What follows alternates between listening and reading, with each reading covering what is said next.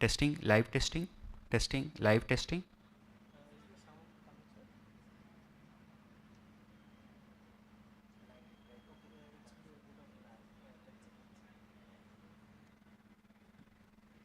This laptop no need to be here, right? Hmm? This laptop No, no, I'll just take it.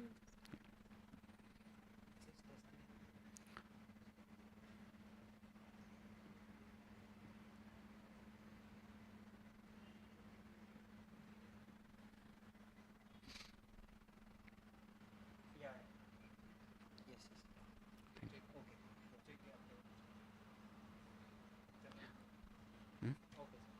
Testing, live testing, testing, live testing.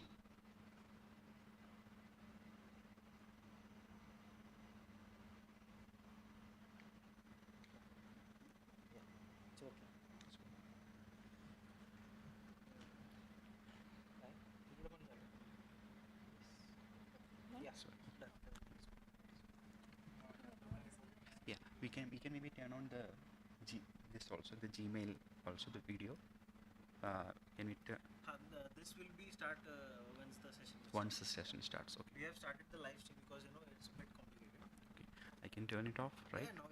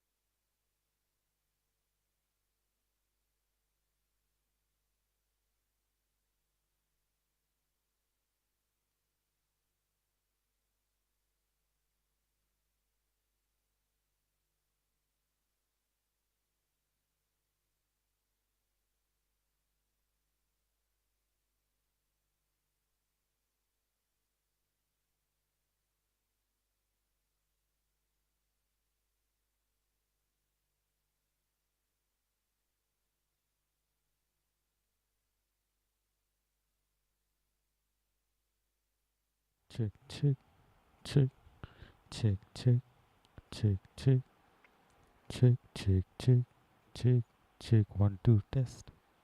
Check, check, check, check, check. Hello, check.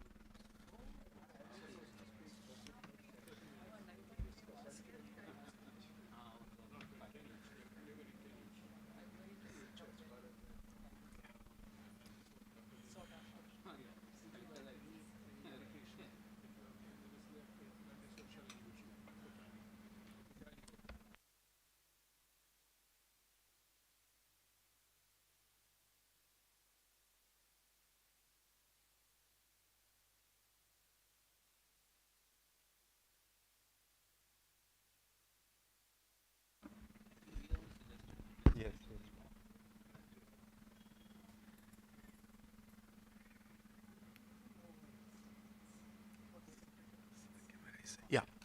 So let us begin.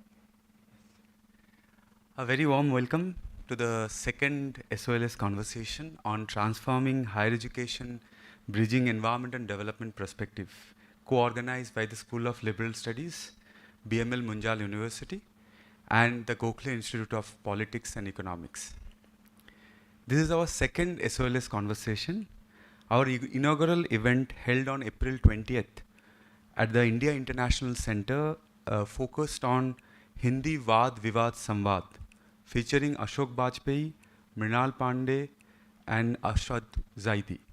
The recording of that insightful discussion is available on our YouTube channel. To begin today's event, I invite our Dean Emeritus, School of Liberal Studies, Professor Ashwini Sheth, to address the audience and introduce School of Liberal Studies and the SOLS Conversation series.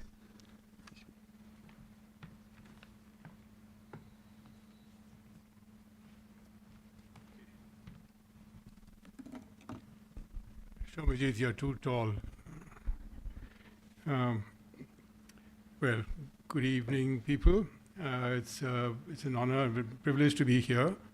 As it happens, publications and people from the Gadgil Institute have been part of one's growing up. I'm an economist by training. Nobody's perfect. And right from the start, we've been exposed to, from our teachers, all the research which is being done in this institute is rightly famous. And it's a special pleasure to be here, especially in this company. There's a lot to talk about, and there are great people sitting on this on the dais, so we don't want to take too much time. But I've been given this task to say something about the School of Liberal Studies. And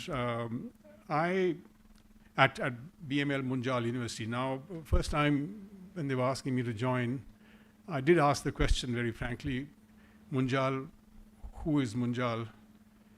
What is Munjal? Where is the Munjal?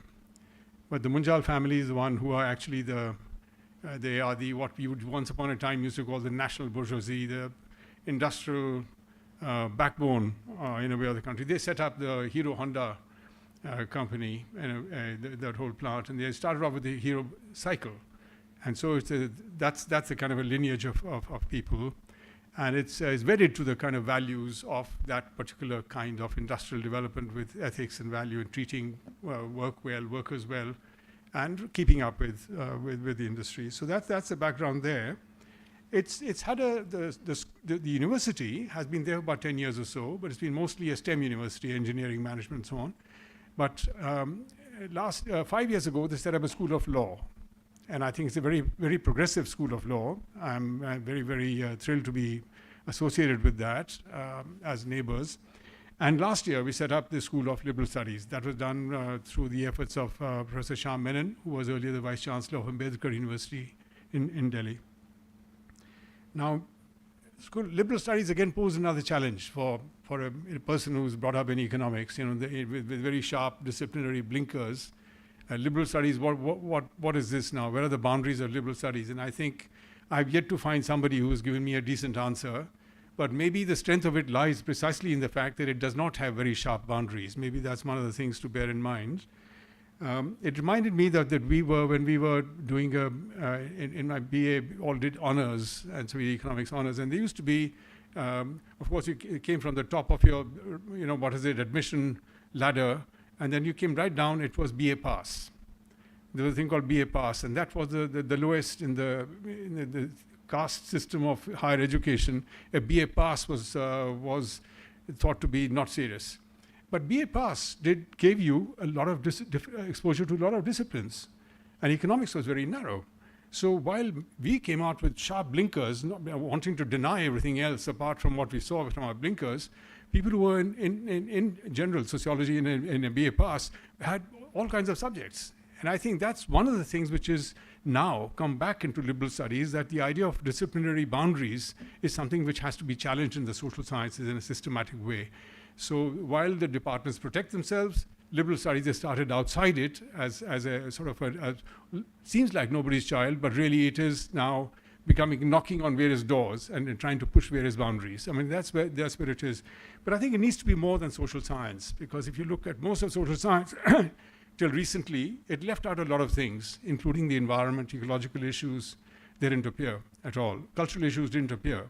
So there was, social science itself was quite limited, and they didn't do history didn't come in any big way. So I think there's a question of how you put the boundaries, and the School of Liberal Studies at BML Munjal we are very much interested in having something which is not just a social science plus, but is actually a feasible, viable, and a systematic way of doing critical thinking, which is the phrase which you hear about all the time related to liberal studies. So this, I think, it sets up a big challenge. It's a holistic approach. And as I said, environment, and it's not just interdisciplinary, because inter can sometimes be your parallel tracks, and you can say, oh, you move a little bit, and it's inter. No, it needs to be trans. It needs to be something where you can actually combine disciplines in terms of an approach, a holistic approach, and that's very challenging, and that's not open to students at this time in other subjects. Another distinguishing feature, therefore, I mean, how do you do it, is reflected in the at the pedagogical level in the School of Liberal Studies, and so one of the hallmarks of it is that learning is very substantially experiential. Students have to actually participate in things to be able to test the knowledge, to get the knowledge, and to interact with those with the situation that you are studying. And this happens through a process of immersion, where students will go and stay and spend time in the situations that they are studying or they're trying to get evidence from. So that becomes a very important area in this. Sociologists, I remember this thing from M.N. Srinivas long ago about the book and the field, So the economists were the book people, and of course anthropologists were the field people. But the idea is that you have to get it's in the field that you get your book from, not just it doesn't drop down from elsewhere.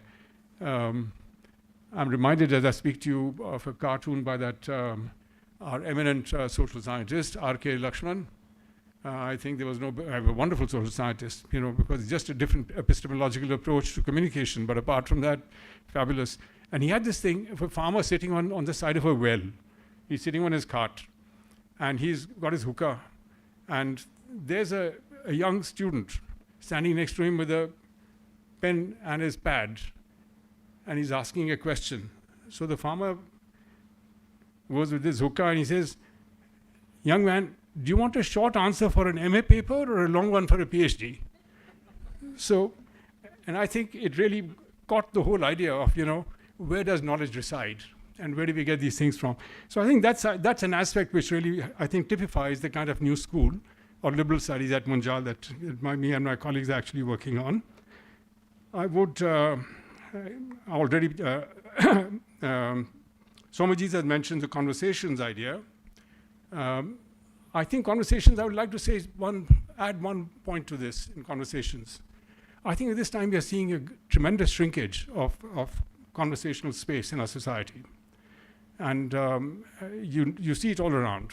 And so the idea to actually open up the space in the public domain where you can bring up topics which may be controversial, which require to be sorted out with democratic debate, I think that becomes critical.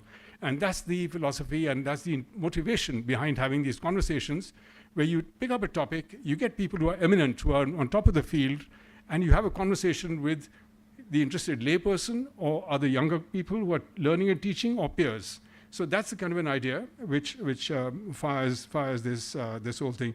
So I don't want to take more of your time because I think time is actually precious because we have three very eminent people with us, and I think it's going to be Shomajit. I suspect you're going to now introduce our speakers, please. I think your glasses.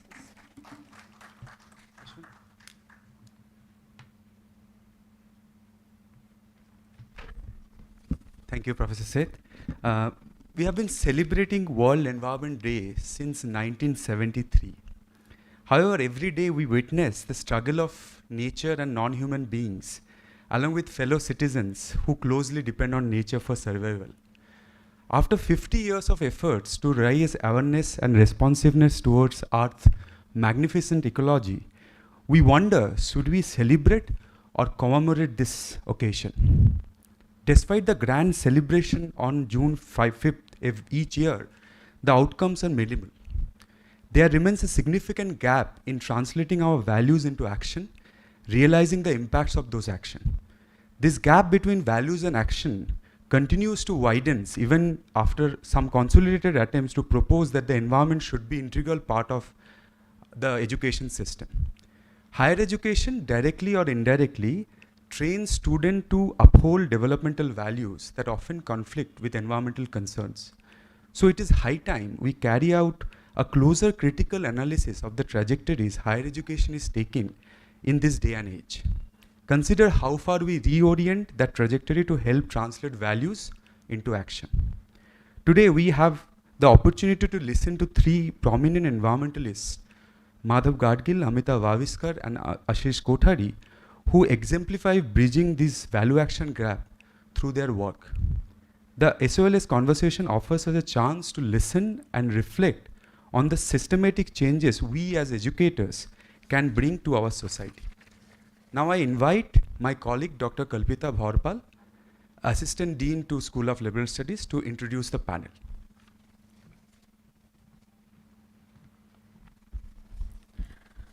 Thank you, Samojit. I'm sure introducing today's speaker and discussants is unnecessary given their prominence. However, as someone who works in the field of environmental humanities, I would like to take this opportunity to share a bit of my reflection on Professor Madhav Gadgil's work. Let me begin referring to one of the most celebrated environmentalists, Aldo Leopold. Leopold, born in 1887, graduated from Yale School of Forestry, devoted his life to wildlife conservation. Many of us know that his ethico-ecological intervention transformed conservation practices in the USA. Combining ecological science with ecocentric ethics, he promoted the concept of biotic community and land ethics. Leopold's philosophy laid the groundwork for modern environmental ethics before he passed away in 1948. Madhav Gadgil, born in 1942 in India, shared an uncanny similarity with Leopold. He pursued his higher education in biology and geology, completing his PhD in ecology from Harvard University. Throughout his career, he has promoted an ecological scientific conservation approach in India, emphasizing the process of conservation, much like Leopold did. He challenges prevailing wildlife conservation policies and advocates for direct democracies to ensure community involvement in conservation effort. Madhav Gadgil's work highlights the science alone cannot solve biodiversity depletion and environmental crises. He calls for changes in socio-political arrangement to support evolving community-based ethico-ecological practice, addressing human-animal conflict and ecological crisis. Leopold is celebrated for promoting ecocentric ethics and blurring the boundaries between human and wildlife, science and humanities, fact and values. Gadgil builds on this, showing how to achieve these ideals through direct democracy and scientific social ecology. Leopold is recognized not just as a scientist and conservationist, but also as a nature writer and environmental ethicist. Similarly, we should see Madhav Gadgil as more than just an ecologist and conservationist. He is a philosopher, promoting care and empathy at the core of environmental policy, an educationist advocating for continual inquiry and learner empowerment through real-world exposure, and a political ecologist who champions the concern of ecosystem people and work with democratic instinct. In today's SOLS conversation, I expect we will explore the interdisciplinary nature of Madhav Gadgil's approach to address socio-ecological challenges through reorienting higher education trajectories. We have two esteemed discussants who will be steering the conversation. let me welcome Amita Bhaviskar. Her research focuses on the cultural politics of environment and development in rural and urban India. She highlights that giving voices to the ecosystem people foregrounds the question of resource right and politics of representation. Thus, she challenges the dominant environmental values, narratives, which places marginalized people and the environment at the loggerheads. And also, we have Ashish Kothari, whose seminal work with Kalpavriksha exemplifies the process of building academia and activism. Whose seminal work exemplifies the process of bridging academia and activism. While academic discourses often stop at critique, Ashish Kothari seamlessly transitions between theory and practice, delineating pathways to constructively act on critiques. This approach helps us inch closer to the realization of good and prosperous life for all. Now I request the chair of the panel, Professor Ashwini Seth, to take the conversation forward. Thank you.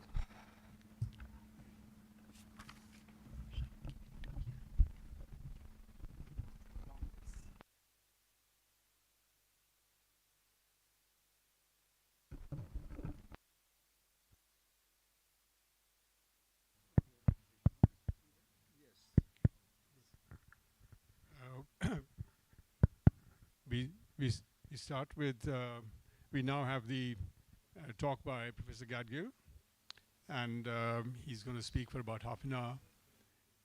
And then after that we have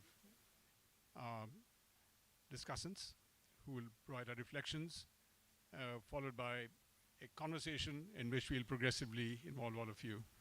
So that's the outline. So Professor Gadgil, would you like to?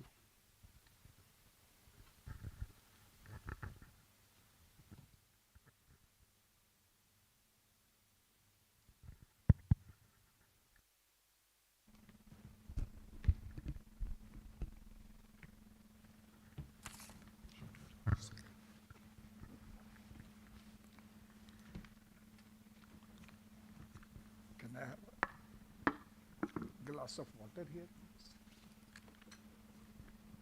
Okay. And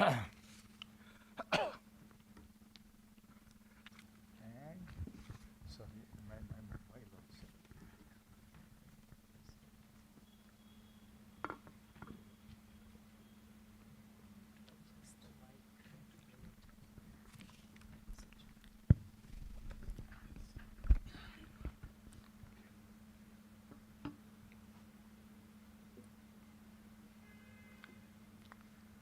So I'm sitting 30.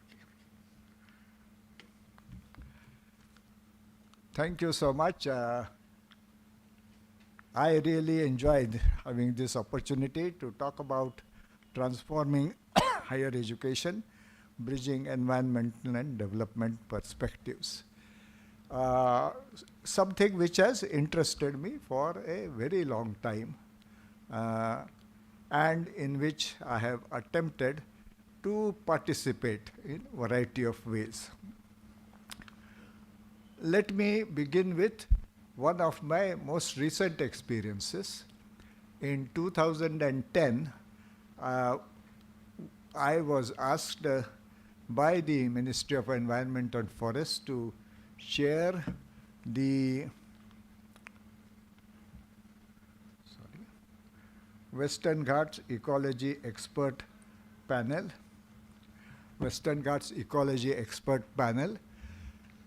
and to look at the whole issue of environment and development and sustainable development in this treasure trove of biodiversity, the Western Ghats, but not just biodiversity, it's a water tower of peninsular India, and it is also one of the regions which is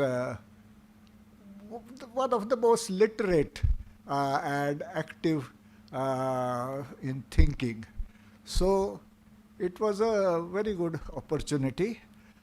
The report's main theme was that the current practice of whatever goes on in the country and of course on the Western Ghats is that there is development by exclusion and conservation by exclusion. That from top decisions are made about what kind of development should take place and imposed on the local communities and on the region. Similarly, from the top, decisions are made on what kind of nature conservation efforts should go on and again imposed on the communities. This in a country which is a democratic country and where our constitution says people are sovereign. And there have been number of initiatives and democratic decentralization over the years, engaging people in both development and conservation at the grassroots levels, at least in theory, but unfortunately only in theory. So what we had proposed in the panel report was that we must now ensure that this is changed and that we must move on to development by inclusion and conservation by inclusion, and therefore take the opinion of the people at the grassroots level into all decisions as to what should be done. We therefore suggested that our report should be translated in all state languages in Gujarati, Marathi, Kannada, Konkani, Malayalam, Tamil, and made available to the people at grassroots, to the local bodies, panchayats, nagarpalikas, mahanagarpalikas, and that then their opinions should be taken on board before making any decisions, and this is how we should proceed. This was, of course, backed now, as it happens, by our giving a large number of specific, detailed examples with clear evidence of what was going on. I will take just one example. Mahabaleshwar, Pachgadi region, this is one of the very favorite locations, hill stations in western Maharashtra, that had been declared an ecologically sensitive area as early, I think, as some 1999, much before our report. And when I visited, I spent substantial amount of time at Mahabaleshwar talking to people. It so happened that one of the strawberry farmers of Mahabaleshwar was a very close friend of mine, so I stayed with him, and he is a very sociable chap, and he introduced me to all the Mahabaleshwar Panchayat members and many other local community members. And we asked them what is their experience of ecologically sensitive area. They said it is the following, amongst other things, that before this was declared as an ecologically sensitive area in 1999, if you wish to dig a well on your own property, on your own strawberry farm or whatever it was, you could go ahead and dig the well. Now, of course, you can still go ahead and dig the well, but since we must very carefully use groundwater in a ecologically sensitive area, permission would be denied till you bribe 20,000 rupees is the sum, they said, to the revenue officials and others involved. I said, well, this is something which must be brought to home, and but I cannot include anything like this in the report unless by just simply saying that that's what people told me. Are you in a position to give me actually in writing that this is your experience? And several panchayat members said, yes, why not? So the Panchayat members gave me a letter saying that this is what is happening, that there is no genuine concern on part of the bureaucracy management about ecology of the area. They are simply using this as a excuse to extract bribes. So this was part of our report. Now, and I'm just giving you one example. There were other also examples of the kind of, this was of course conservation by exclusion of people. In fact, not genuine conservation at all. Similarly, there were about development and other things. I won't go into details, but there was such kind of material, very carefully documented, which was in our report, this Western Ghat Ecology Expert Panel report. Friends told me that no, don't submit such a report. The governments will immediately consign it to waste paper basket, and don't you want to them to listen to you? I said, no, that is not my concern. I think government should listen to me, but I am writing this report as a scientist, and there is the credo of science which I have learned, which is very interesting. Two edicts I would like to mention. Bernal, John Desmond Bernal, who pioneered the modern molecular biology,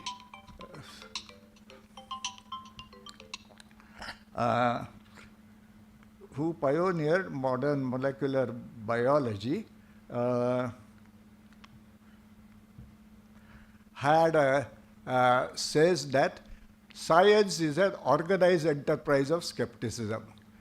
Whatever is being told about the way development is taking place in the country, or environment is, conservation is taking place, you must examine it carefully, which is what, as I said, I was attempting to do. The other edict is by Whitehead, who was a philosopher mathematician. He says science must anchor itself to solid bedrock of objective facts, however unpalatable they may be. And in it is said, Satyam bruyat, priyam bruyat, tell the truth, tell what is which people want to hear. Ma bruyat, satyam apriyam. What people would not want to hear, you should not talk about. So what governments would not want to hear, you should not talk about. I said, no, I do not agree. Apriyam api satyam hi bruyat. Whatever is the truth, that is a responsibility of us as a scientist to bring it out. And that is how we wrote the report, as I said.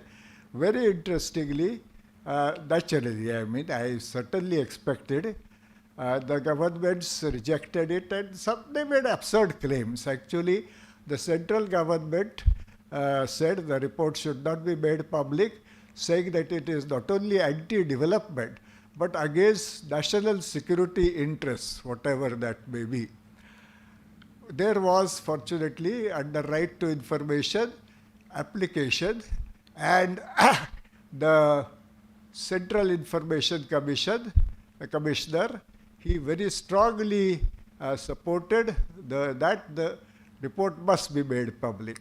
So the central government went to Delhi High Court asking that the Central Information Commissioner's verdict should not be agreed to, but Delhi High Court in fact gave very strong rebuttal to what the government was planning.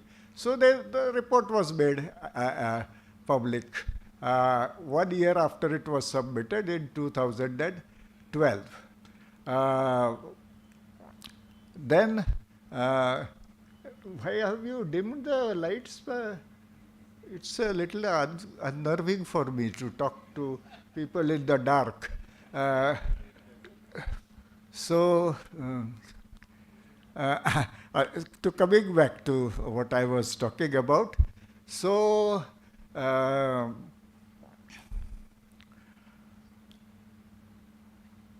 once the report was made public, it was made available in English, and only in English. There was no question, as our report had pleaded, to make it available in the state languages and take it to people. In only one state, interestingly, Kerala, where Kerala Shastra Sahitya Parishad, this science popularization movement had been very active, and which had in fact changed their original mandate for just publishing popular science literature to Science for Social Revolution. They translated the report in Malayalam, made it available. It was very well received by people. I am told that a publisher reprinted the KSSP's translation on very cheap paper, and in a book fair in Ernakulam, 10,000 copies were reportedly sold of the report. So it reached the people, and there was very interestingly, very favorable response, though there was, of course, many lobbies, vested interest lobbies, such as those of rock quarries, which are a great menace on Western Ghats, which tried in several ways to misinform people, to level absurd allegations against me, in any case. But the report was there, and there was very good reception. This was muted till 2018. In 2018, there were large-scale floods in Kerala. The first time in 2018, the government assured people this is just once in century event. This will not occur.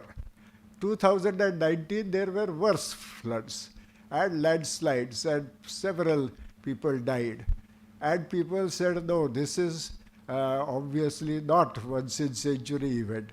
And they looked once again at our report and found that our prescriptions would have probably halted all these kind of disasters had they been followed. Therefore, what has happened is, when we are talking about transforming higher education and bridging this environment development perspective, today in Kerala, the report is being used as supplementary reading material at a minimum in departments of sociology, economics, environmental sciences and ecology, schools of engineering with their management studies. So it really is, in a way, I may claim, has set in motion process of transformation of higher education to take these concerns into account. Now, the question, I have my own set of experiences about environment development conundrum. And when did I first become aware of it? It was in 1956. I was only 14 years old, a high school student. And my father was a member of the Irrigation Commission of Maharashtra, and Koyna Hydroelectric Project was then under construction. The Irrigation Commission held one of its meetings at Koyna Nagar. I was his youngest son, and he enjoyed my company. So he took me along on many occasions. So he said, come, Madhav, let's go. So we entered Koyna Nagar. And he was, despite, as I said, his specialization being limited to economics and maybe other related subjects, he was a great nature lover and very fond of bird watching and trekking on hills around Pune and other parts of Maharashtra, Western Ghats. And so on the way, we were watching, and he saw cutting down and destruction of forests, which was not really called for.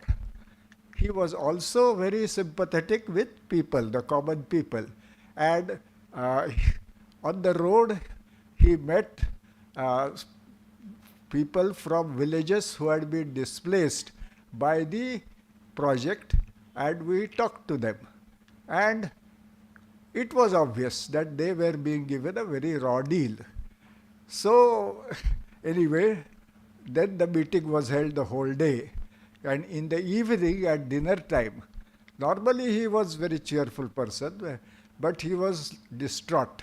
And he said, Madhav, I mean, yes, we need this electricity. Koyda, the hydroelectric project would generate a very large amount of electricity to drive our industrial progress, but there is no justification for the kind of environmental costs and social injustice that is being perpetrated along with this project. So that is how I first began, so in 1956, quite some years ago, to think about these issues.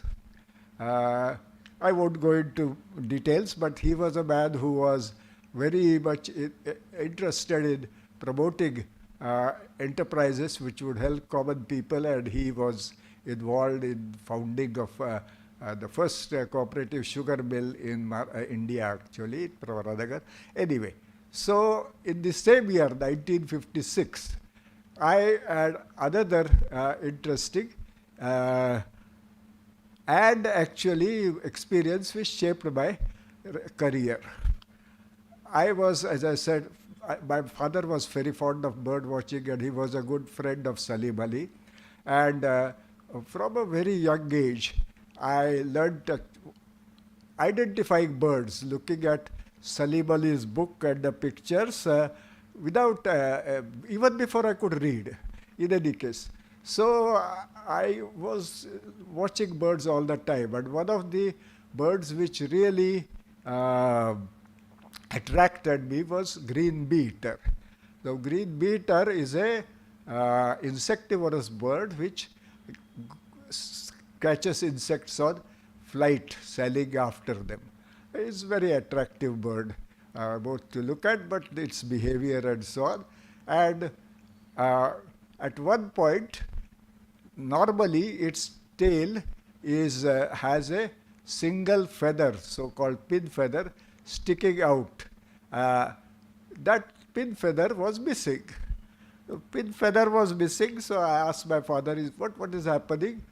Suddenly some different species of beater has come to Pune or what? So he didn't know. So he said, look, you write to Salim Ali. So I wrote to Salim Ali. And Salim Ali very promptly replied in his own very elegant longhand, saying that the birds molt once a year. They shed their suit of feathers, and then the pin feather goes missing, but it will regrow in maybe another 3 or 4 weeks. And it regrew. So I was really fascinated. And Salim Ali used to come to Pune quite regularly to study Baya weaver birds breeding on that time on the canal near the Parvati Hills. There used to be large number of colonies of Baya weaver bird. Anyway, so next time that he visited Pune, I made an appointment with him and went to meet him. And it was a wonderful meeting. He was so full of enthusiasm, and his knowledge and his wit really charmed me, and I decided, why not I become a field naturalist like him. And my father said, fine, if that's what you want, go ahead. So from that time on, I was in touch with Salim Ali all along, except for 6 years I spent at Harvard. And we were constantly in conversations with each other. But I have, let me come back a little later, an experience of Salim Ali and his serious limitations. But meanwhile, as I said, in 73, I was recruited at the Indian Institute of Science, and there was, it was a wonderful opportunity to actually now get involved in a whole range of scientific activities. I had quite broad interests. And fortunately, Satish Dhawan, who was our director, was a man with very broad interest. He was, although he was an aeronautical engineer, he was also serving as chairman of Space Commission, and he had indeed been in touch with Salim Ali for taking up some environmental impact assessments of Space Department projects, and he encouraged me. I was hired because I had done a mathematical ecology thesis at Harvard, and he wanted to have an interdisciplinary group involving theoretical physicists and mathematical biologists and maybe, if possible, mathematical linguists and so on, economists. But so I was offered this job in any case. And then with his backing, I was able to establish there the Center for Ecological Sciences, where now, again, given the broad intellectual atmosphere of Indian Institute of Science, where you had a lot of liberty to do all sorts of things going out of the normal kind of rigid limits of other educational institutions. At the Center for Ecological Sciences, it was possible to bring together a whole range of students and faculty with different backgrounds and who are able to undertake different kind of activities. Let me mention a few. For instance, Sukumar, who came with a MSc Botany but was interested in wildlife, and I told him he can do anything he wishes, undertook a thesis on elephants, and today he is world's expert, leading experts on Asian elephant. And he pioneered the study of human-elephant conflict in India and anywhere, in fact, in the world. This was his first studies. Then we had Niranjan Joshi, who was a mathematical biologist, who had done a thesis in computational biology and was able to contribute to quantifying and modeling of ecology. We had Prabhakar, who had done a BTech in civil engineering and an MTech in computational biology from IIT Chennai, and who was interested in maps, and he did a nice thesis on ecological history of Nilgiris and so on. Anyway, as a part of what was going on, I had this opportunity to be involved in the assessment of the environmental impact of a hydroelectric project, Bedti hydroelectric project in Uttar Kannada district of Karnataka. And the way the exercise was carried out was ridiculous, actually. We spent altogether, the environmental impact assessment team, just 1 hour walking around the project sites, came back to the project guest house, and I was youngest member at the age of 36 years, and the oldest was a retired Inspector General of Forests at the age of 63, and they forced me to sign the report saying the project is acceptable. But I was upset, and I said, no, I am not going to stand by that, and I will try and take this up. So fortunately, because I was on the committee, we had accessible to us the detailed project report with all the available information. And in the submersion area were coming a number of farmers and horticulturists whose fields were going to be submerged. Amongst them were my friends. So I decided to work with them, and there was this college in Shirsi where many of these sons of and relatives of those horticulturists were engaged as faculty or students, and they helped, and we did a alternative participatory interdisciplinary assessment of the project. It was a very interesting experience, at the end of which number of conclusions emerged which showed that in no way was this going to be justifiable. I must mention I was helped a great deal. There were from Indian Institute of Management in Bangalore economists, and from our own Indian Institute of Science water resource managers and others who technically helped me. And then the report was submitted. The government of Karnataka asked the Hyderabad Administrative Staff College to vet the report. They said this is fine, and then the Karnataka government dropped the project. When we held a seminar on our report, it was attended by, amongst other people, Kerala Shastra Sahitya Parishad's Prasad, M.K. Prasad, who was one of the main authors of the interdisciplinary assessment undertaken by KSSP of Silent Valley project, Sundarlal Bahuguna, a famous environmentalist who was questioning Tihri hydroelectric project, and it was presided over by Shivram Karanth, who was a polymath. He was a very learned man, a very famous writer in Kannada, and he remarked, it is all right that this project will be dropped, but he said the horticulturists who are now talking about the need to drop the projects themselves have very poor ecological unjustifiable practices.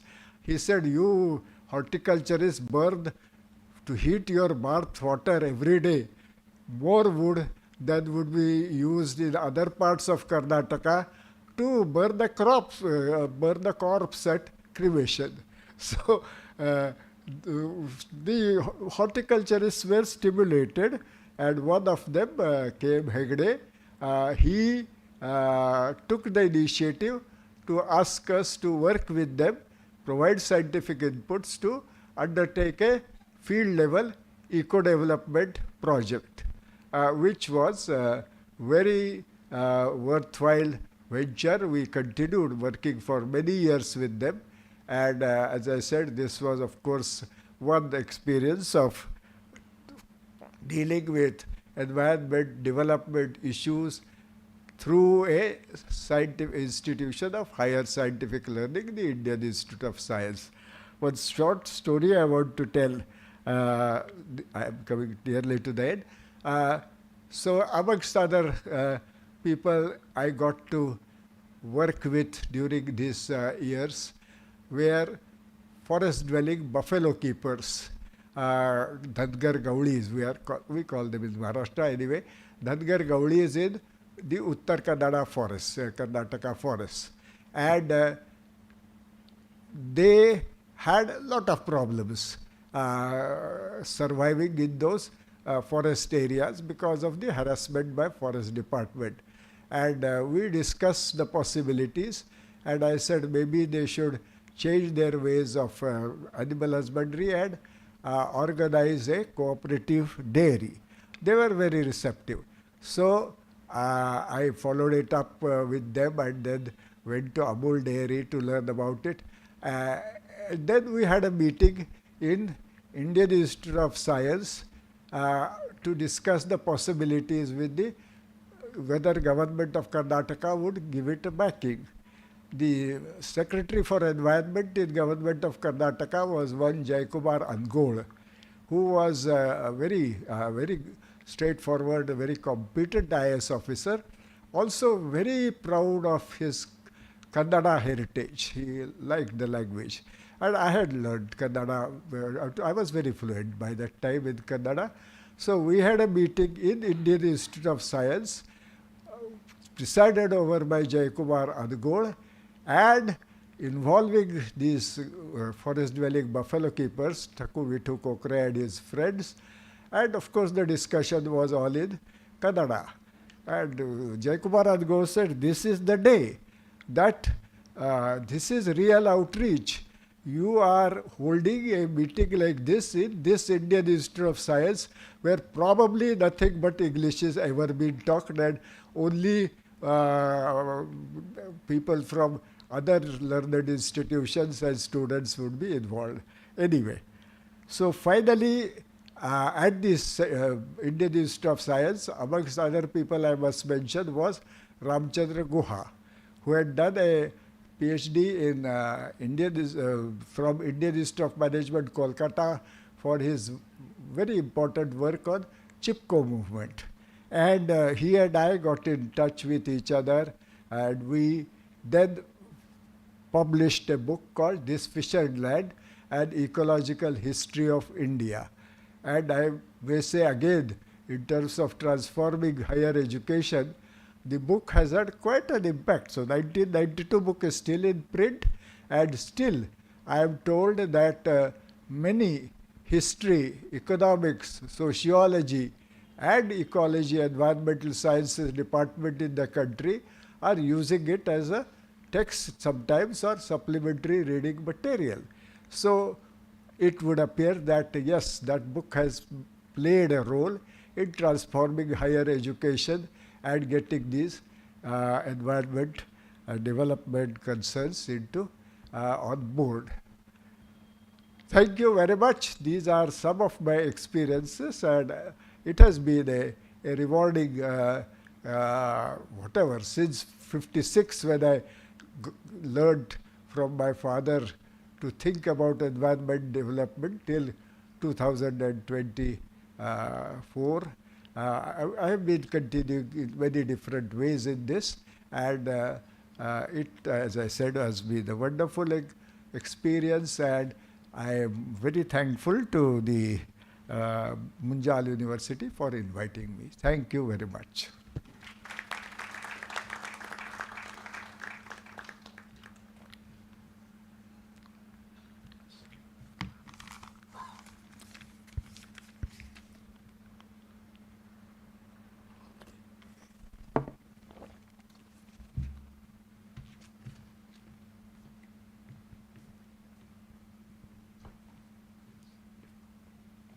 Thank you. That was quite riveting. Amita, would you like to share your thoughts? Yeah? Okay. Will you keep to your time, or would you want me to wave out or anything? To remind me when I'm reaching 10 minutes. Okay, I'll do that. Well, thank you to Munjal University for inviting me to speak here, and thanks to everybody for coming.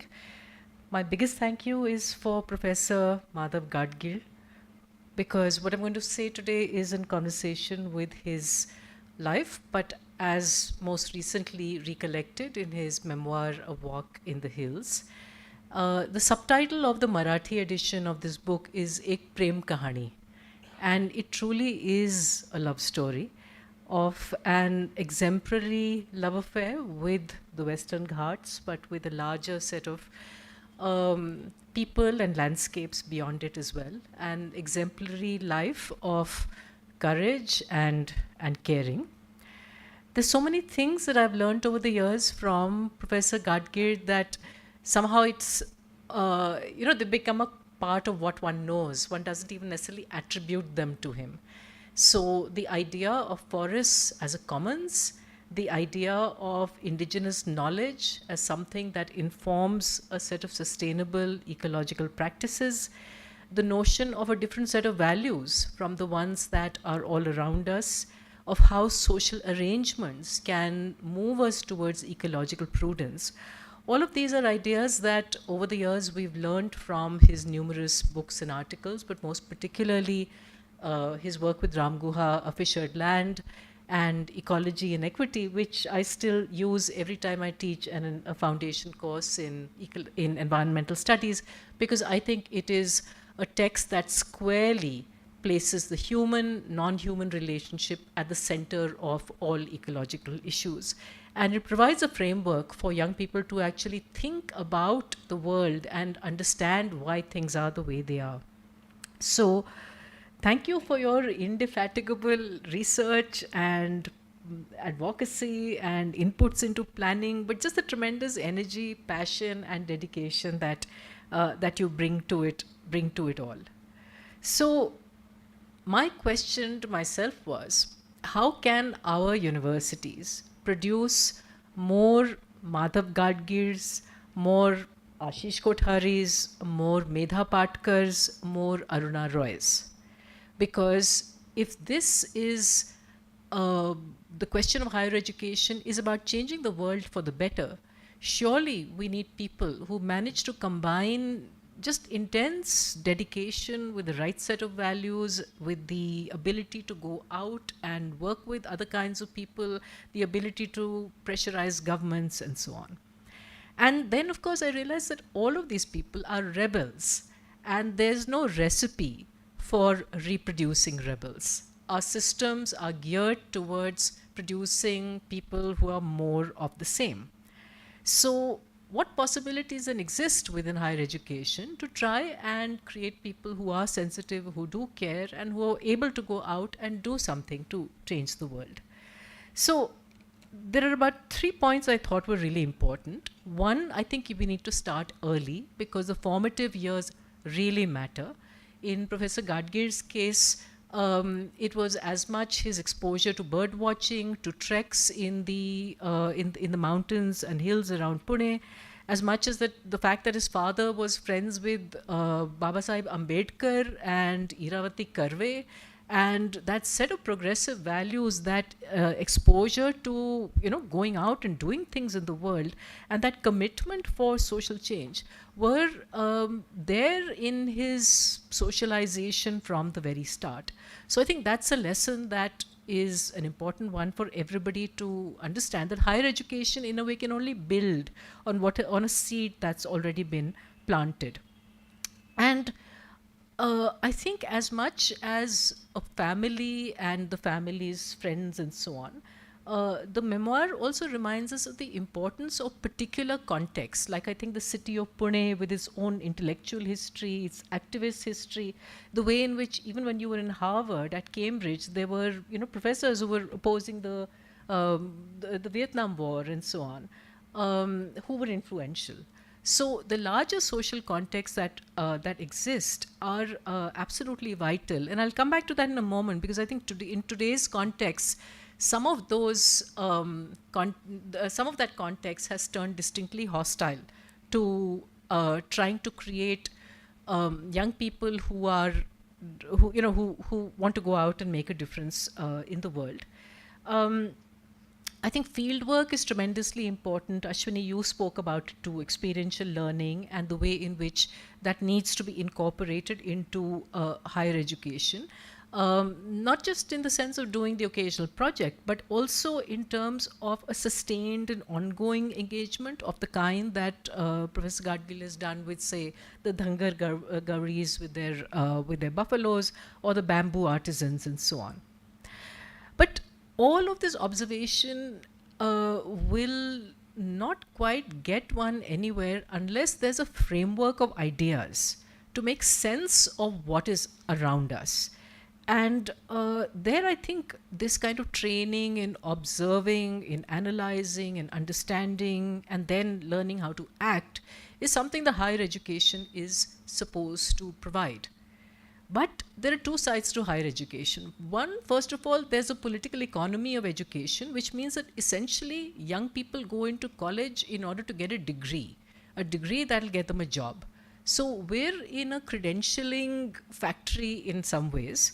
And at the same time, we know that there's more to education than simply the cynical business of paying your fees, perhaps after having taken a loan, getting a degree, the stamp that will, allow you to apply for a job and so on.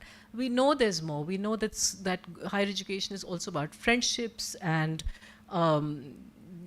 finding people like yourself, but also meeting people different from yourselves. It's about expanding the mind. It's about learning to think and sort of focus and work hard and so on. So how exactly do we balance in the present context the reality, the somewhat grim reality of the university, with the need to make universities vibrant, exciting places where actually we can produce path-breaking work that serves the public? So I think the structural conditions that we work with in the political context are tremendously important. And the first of these right now is political interference. Whether it's private universities or public universities, if a lecturer in Pune University can have an FIR registered against them for basically reiterating constitutional values, then there's something very wrong with our system. That's the biggest problem. People are constantly censoring themselves. If I go and study this, will I get into trouble? If I sign this petition, if I go and write a report about the Betthi Dam equivalent today, will there be repercussions on my job? These are the real concerns that we need to address in the larger environment, and changing that political context is a really important one. The other thing is job security. For years in public universities, we've had the luxury of a kind of stability where people have been able to dedicate themselves to year after year of sustained research, engagement, outreach. That is what allowed Sharmila Rege at Pune University to work, and her colleagues to work with Dalit students to talk about food practices and to bring out a really important text that is both in English as well as in Marathi to talk about how food becomes a vehicle for social discrimination, for humiliation, and how you can reverse that. Just collecting Dalit food recipes was a tremendously liberating experience for their whole class. So also Alito Sequeira, sociologist at the University of Goa, who worked with the students who were first-generation college goers in Konkani to figure out what their realities were and then introduce them to social science thinkers' ideas. Very, very different from my first class in sociology where we learned Marx, Weber, Durkheim, and that had no connection that I could see to anything around me. So to have teachers like that who dedicate themselves, as Professor Gadgil did, is to have institutions where there is that kind of stability, where they're not starved of funds, where people aren't on temporary contract jobs and so on. How am I doing for time? I'm up? Okay, yeah. So this, I think, is really important because you need these long-term relationships to be able to do something in a sustained way in terms of outreach, in terms of research and so on. And far too often, research and teaching are completely separated from each other. People do research in order to publish in journals that will get them so many points in, as far as their career is concerned. Whether that research is really saying something that matters in the world is not a question that gets asked. So how do we make academia much more accountable? Because after all, in public universities, it's taxpayers' money. And what is that money being used for? Is a question that everybody should be asking. These constraints mean that sometimes, and first and most important, students, if students are in an economically precarious position where they're worried about repaying loans or earning monies because their parents have used up all their savings to pay for their education, those are real concerns that prevent students from being able to go out and be full-time activists and so on. But given these constraints, how can we see that bridge between environment and development, between research and action and thinking emerge? I think that what we can produce in everybody that we interact with as teachers is perhaps a sensibility, a shared sense of values, a way of seeing that stays with them, regardless of what they become. They might become bankers or dentists or government officials, but they should at least from the very beginning be, their mind should be opened to critical ways of thinking and of knowing when something is not right, knowing that something needs to be changed, knowing that in some way or the other, they could be making a difference and not being part of the problem. Finally, I think the challenges before us are, one, that young people seem to have more freedom, but actually they don't. Because if anything, the grip of capitalism and consumerism and individualism is much tighter. People are much more anxious about what they can do, and their aspirations are sometimes much higher. They can't meet them. So I think young people really need to be helped to think about what is important. What are the really important things that will make your life fulfilling, not just for yourself, but for others too. Second, I think focus is tremendously important, because we're all drowning in distractions. There's all of this information out there. There are all of these problems. People just feel helpless and can't figure out what really matters to them. So I think teachers have a job helping people make sense of what is going on and help and guide them towards what they can do. The third thing, which I think is common to Professor Gadgil's generation and the contemporary one, is that you need to believe in something larger than yourself. I think even Professor Gadgil's father was very much a part, inspired by the idea of nation building. The idea of nation building has now in some ways been captured and co-opted by the Hindu right, by all sorts of other forces. But there is something there that one can retrieve, not just for the nation, but in fact for all of humankind and for the non-human world as well. And I think that need to believe in something larger than oneself and to work towards is tremendously important, given how isolated and separated our lives have become. I don't think this needs to be a lifelong commitment. If young people can only take 1 year or 2 years off to go and work with a rural organization, go and work with an urban ecological organization, come back then to higher education or to a job or whatever, but at least you will have some grounded experience, some brush with reality to help you think. So finally, I think despite the fact that all that's happening around us, climate change, the speed with which environmental degradation is taking place so that familiar landscapes are changing before our very eyes, a lot of people feel very angry and they feel helpless.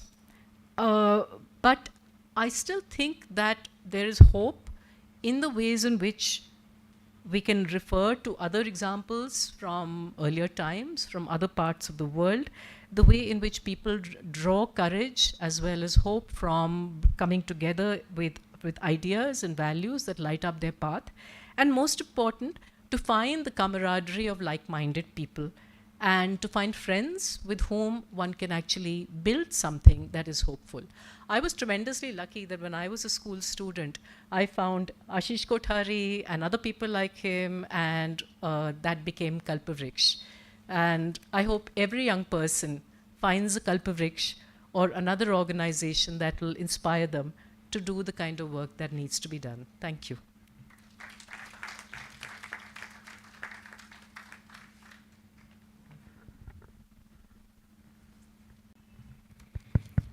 Minutes, Ashish. Yes, Do sure. you want any indication, or you manage yourself? I've got a watch, but in case Great. I don't manage to look at it, then please do warn me. Yes, thank you. Well, thanks to Munjal University for this incredible opportunity. Madhav and I have been crossing paths every once in a while, too little once in a while, I think. So it's wonderful to be able to have this conversation. And of course, Amita and I have crossed paths, 40 years back or 45 years back, but not so often in the recent past. So I think that's also wonderful. Two caveats before I start making my points. And some of the points are going to be similar to what Madhav and Amita have already made, so please bear with the repetition. One, that whatever I say has to be placed within the larger political economy context, which Amita has already placed, so I'm not really going to be speaking much about that. And the second, that for me, higher education is not just what happens in colleges and universities, but it happens for all of us all through life once we've crossed school age or whatever age that we think of as higher education. And I think this is very, very important for us because being able to have the opportunities to continuously learn in spaces and with people and with the rest of nature in ways that enable us to constantly be assessing ourselves, reassessing ourselves, learning, unlearning is really, really important even beyond college and university. Now, when I was doing my bachelor's and my master's, I was actually very lucky because the organization Amita just mentioned, Kalpavriksha, was already there. And I think some of us spent much more time working outside of the college and university in ways that significantly expanded what we were learning within the classroom. Amita and I both did sociology, but for us sociology, a lot of sociology, as she said, was alienated from what was happening on the ground. But we had the opportunity to be able to go out and actually see what was happening on the ground. I remember, for instance, when in my bachelor's, going to the Narmada Valley in 1983 and doing a 50-day walk along the valley and just talking to people and looking at what's going to be happening to the forests and the wildlife and people if 30 large dams that were being proposed at that point in time actually did come up. So and that kind of an opportunity, unfortunately, is actually very limited. It was limited then. I think it's even more limited now in the context of the extremely competitive education system that we have. And also, I think this fear that, oh my God, if our students go and visit a local movement, then they'll get too politicized, and then we'll get into trouble, kind of stuff. And the second thing that I think we were lucky with and always sought and used the opportunity was to bring that outside reality into college. You mentioned Ram Guha, and we remember in bachelor's we brought Ram Guha to speak in Hindu college in Delhi University. We had Sundarlal Bahuguna, we had people from the Narmada movement coming and speaking, and that provided an opportunity for students to be learning much more than what was happening in the classrooms.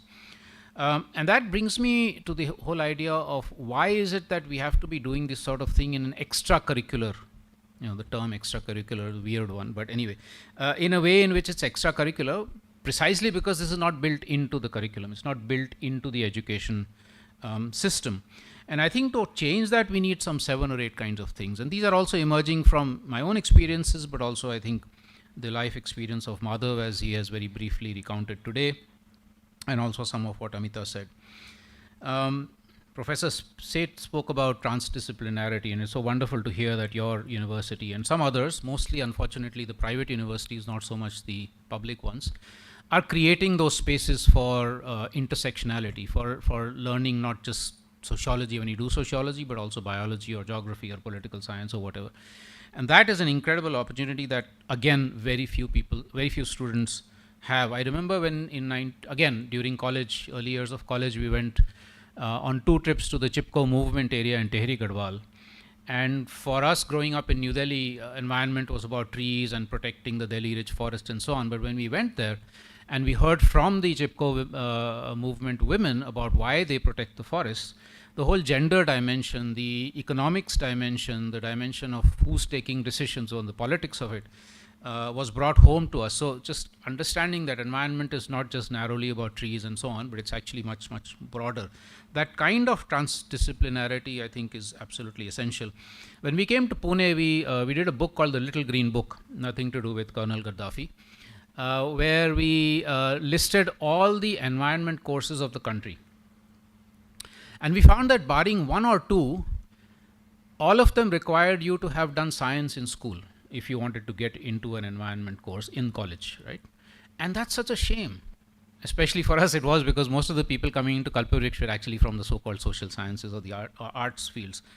I don't know if that's significantly changed now, but maybe it's more or less the same, unfortunately. So there's still a very, very narrow definition of what a discipline is and who can get into it. The second crucial thing I think is, which Amita has mentioned and which Madhav's life shows, is the experiences with communities. Being able to get out there and actually talk to people. It doesn't necessarily mean going 500 kilometers. It could be in your own city or town or wherever you are, in a squatter settlement or with, for instance, in Pune, let's say, with waste pickers. To be able to experience something that's outside of the screen. I think one of the biggest problems with today's generation, not their fault, I think it's our fault for creating that system, is thinking that they have all the information they need at the fingertips. on the computers. And again, I repeat, not the fault of the younger generation, it's ours. But to be able to provide that opportunity of being outside of the screen, away from it, on the ground. And this also then includes experiences with the rest of nature. I was lucky, again, we had Delhi Ridge Forest where we could go and spend time in the forest, do bird watching, just like what Madhav did as a young child. But again, most students unfortunately either don't have the opportunity or are not pushed to be able to actually get out and experience the rest of nature and understand that we are part of nature, not separate from it. The third thing that I think really needs to happen is paradigm shifts in the subjects themselves. If you were to take economics, unfortunately we're still mostly studying classical, neoclassical, neoliberal economics. There have been huge shifts, tectonic shifts in economics in terms of ecological economics, or even beyond that, even just fundamentally trying to understand how economy is about management of home and not just about money and finance and so on. And it's much beyond what we're learning. So shifts in economics, shifts in political science. We've just gone through the world's biggest and longest ever elections, where fortunately ab ki baar 400 par has not happened. But how much of what is really democracy do people in political science learn? Do they learn about Medha Lekha, for instance, which Madhav has been very closely involved with, where the village has said that, yeah, we elect the government in New Delhi and Mumbai, but in our village we are the government. That notion of what is the original meaning of democracy in some sense. So changes in political science, changes in biology. I still remember in school, I think it was when I learned that there's a biological pyramid. Human beings are on top. And in my slideshows, I actually use a ecological pyramid in which there's a man on top and a woman below and then a whale and a fish and whatever. Whereas, what we should be learning in biology is what Adivasis are saying, that we're a circle of life, where all species are in some senses considered equal or worthy of rights. So those sorts of paradigm shifts again in subjects. Fourth crucial thing, redefining who is a teacher.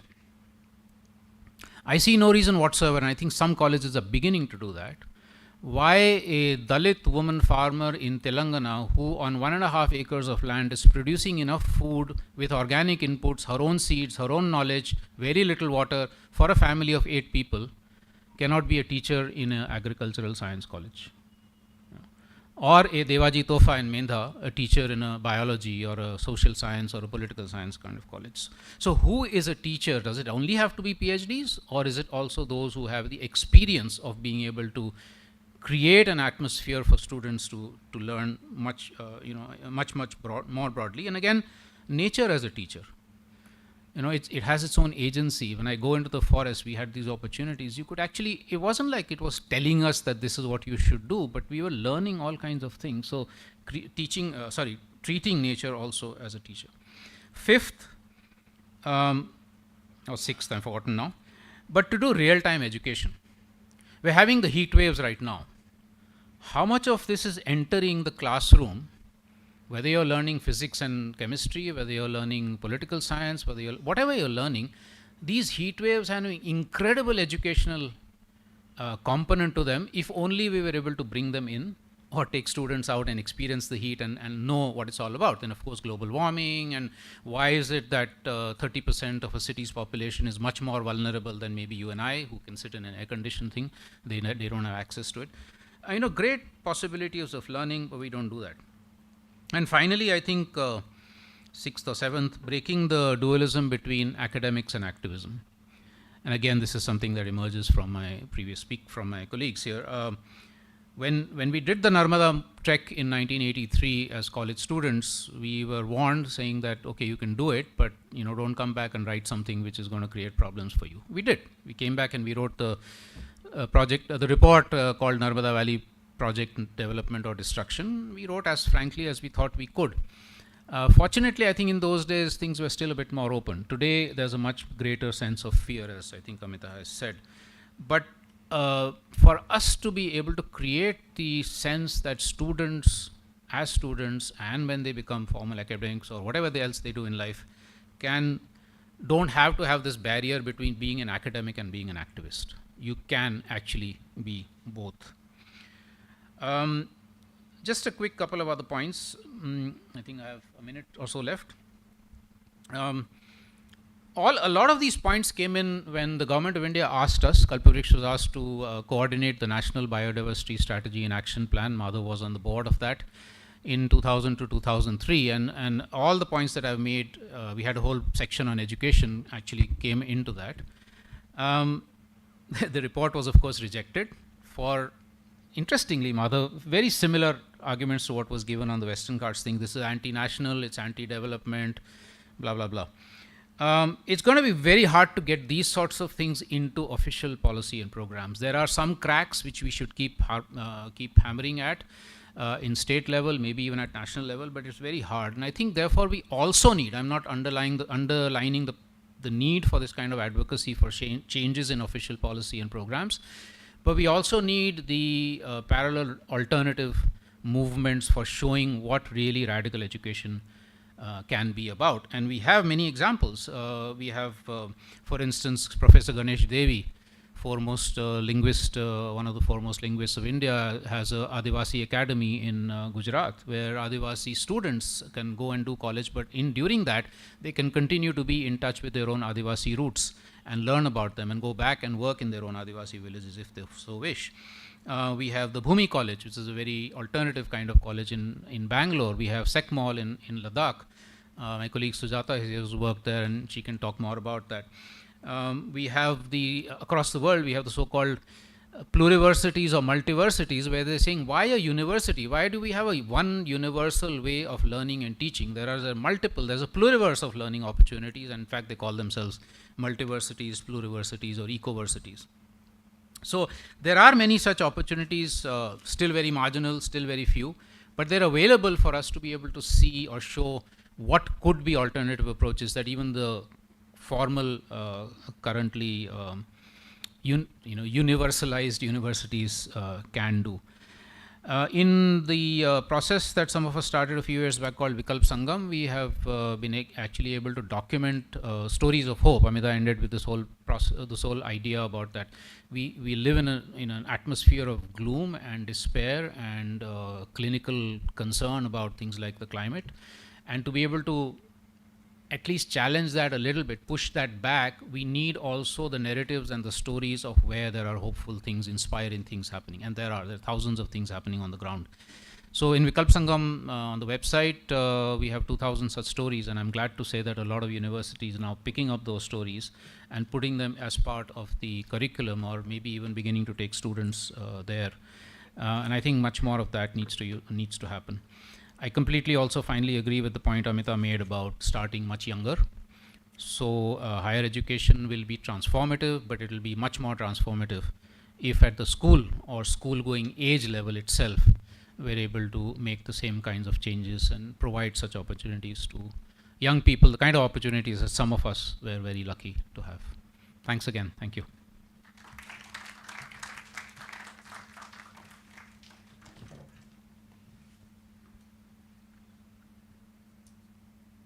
Thanks, Sheesh.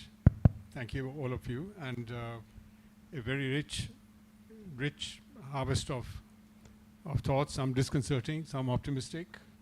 And I'm looking at this time at the watch, and it says 6:42. We started a bit late, but I don't know if that gives me the freedom to say we will finish a bit late.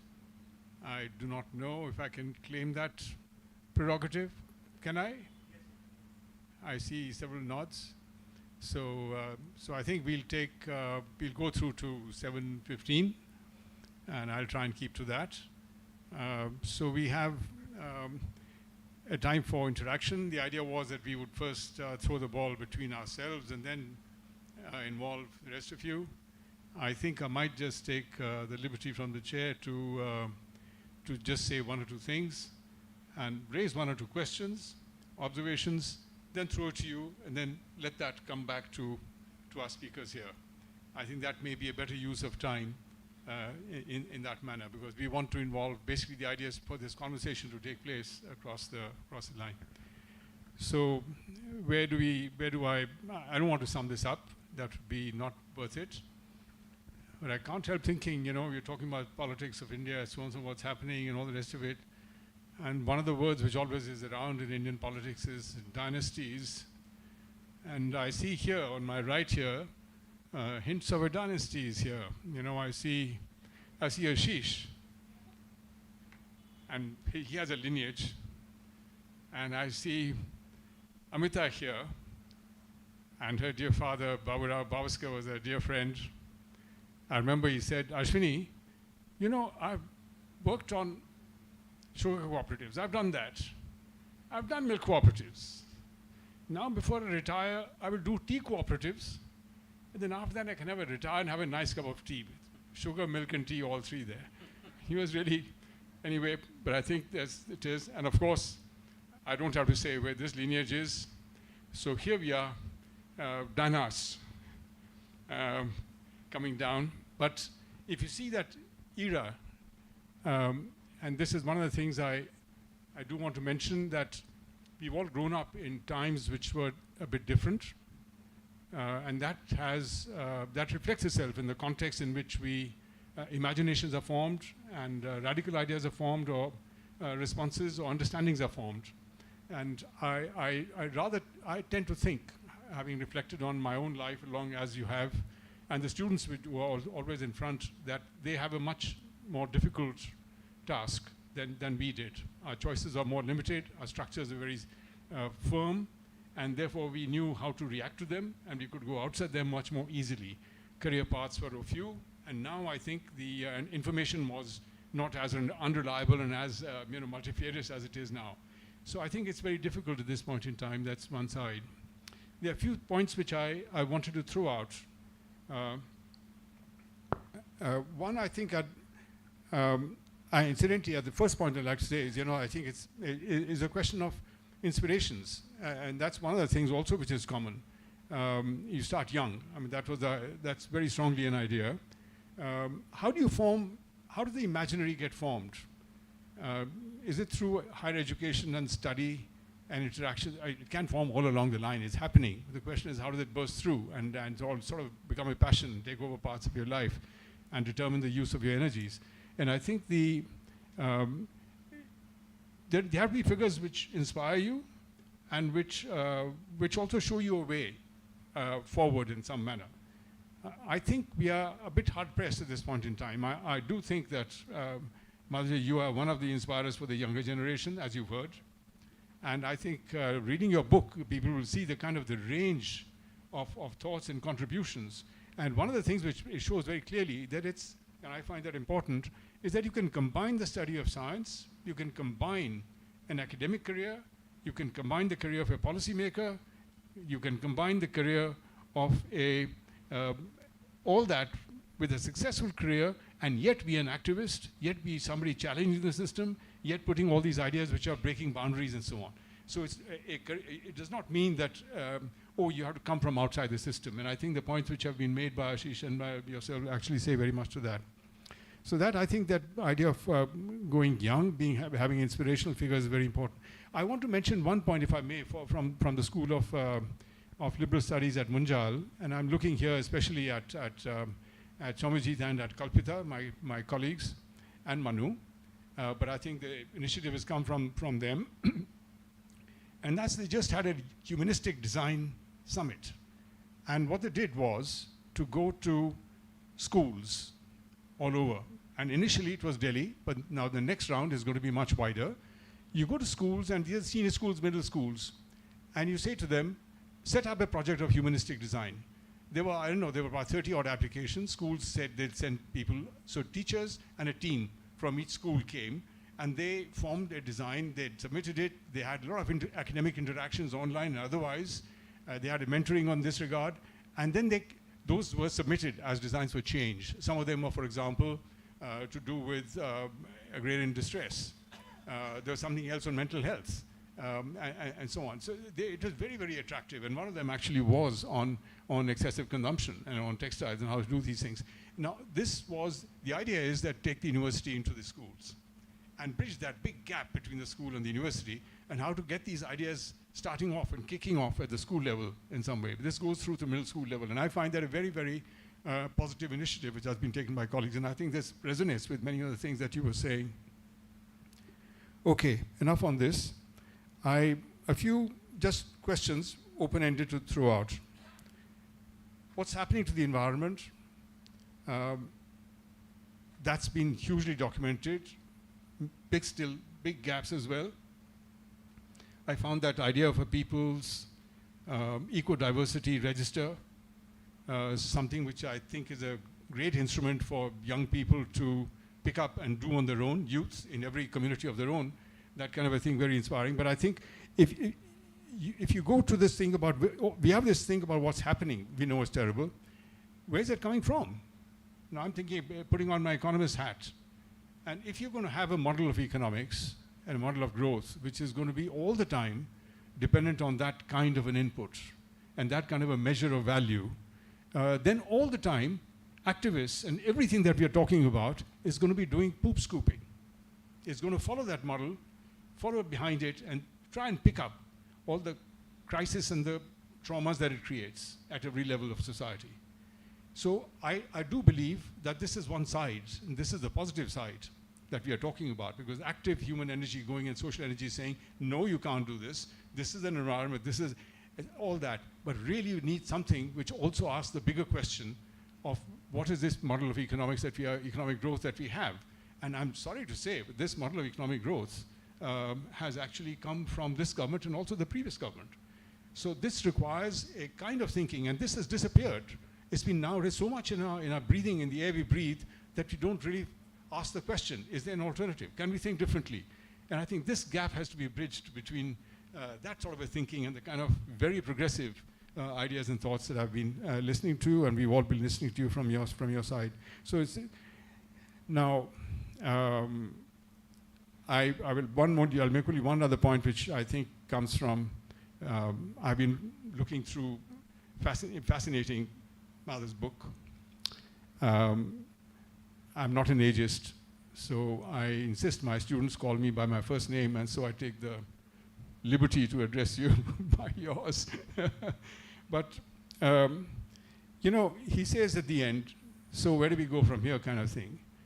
And there is talk about a wasted generation, a lost generation, in Egypt a waiting generation.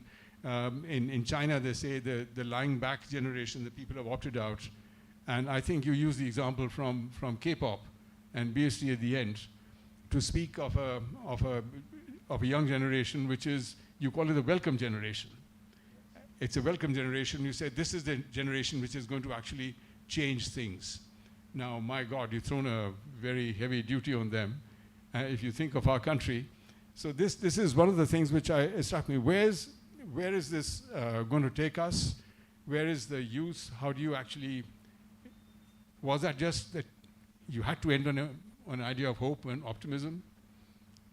Do you see this youth that we have today? Do they have the capacities to become a welcome generation, bridge the gap, without the model of growth changing and all that? You want me to answer Just this? say something and then throw it. I think that it is really an incredible shame that after all these years of independence, we have very poor education reaching the vast majority of India's population. You look at what is happening all the time. There is focus on simply preparing for IITs or whatever, such exams, and all the educational effort and money that one sees all the time in the newspapers is devoted to that. But there is very poor educational facilities available for the majority, the vast majority of students in India. In rural communities, in fishing communities, in pastoral communities, in Adivasi communities, with all of whom, fortunately, I have had some very productive interaction. And I find the following, that despite the fact that they have been so badly off in terms of education available to them. By now, we have a generation which has had reasonably good education available, which they can now put to further use. I will give a very concrete example. I have a friend in the Gadgil district, young boy called Sadhuram Madavi. Sadhuram is 10th standard failed. He is very bright. He is very knowledgeable about the whole ecological context in which he lives. But he has been failing in 10th standard because their mother tongue is Gondi and they learn Hindi and they learn Marathi and then they are asked to learn English, which is much beyond most of them. So in English they fail. Mathematics is with such poor schools that are available in their local area, that is very difficult. So he keeps failing in English and mathematics. Okay. Now Sadhuram is very bright and I ran a program in Mendalekha to teach